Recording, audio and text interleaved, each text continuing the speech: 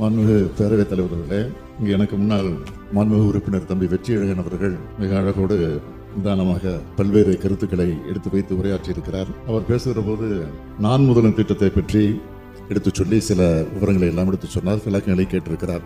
எனவே அதை ஒட்டி சில செய்திகளை நான் இங்கே பகிர்ந்து கொள்ள விரும்புகிறேன். மாண்புமிகு பேரவைத் தலைவர்களே, தமிழ்நாட்டு மாணவர்களோட திறனை வளர்க்கணும் என்ற நோக்கத்தோடு உருவாக்கப்பட்ட திட்டம் தான் நான் முதலும் திட்டம். அந்த திட்டத்தின் கீழ் எடுக்கப்பட்ட பல்வேறு முயற்சிகளின் விளைவாக தான் தற்போது வெளியான அகில இந்திய குடிமைப்பணி தேர்வு முடிவுகளில் தமிழ்நாட்டைச் சேர்ந்த மாணவர் தேர்ச்சி விகிதம் அதிகரிச்சிருக்கிறது.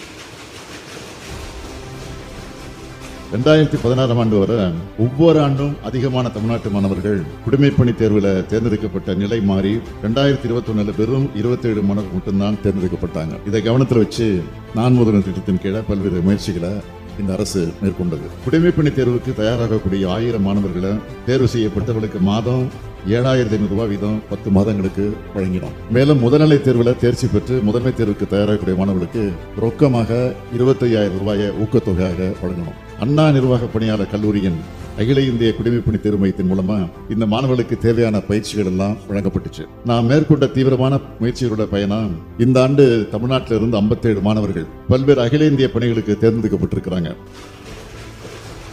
இதுல கூடுதல் மகிழ்ச்சி என்னன்னு கேட்டீங்கன்னா, இவங்க 50 பேர் நான் முதல் திட்டத்தில் பயிற்சி பெற்று பயனடைந்திருக்கக்கூடியவங்க.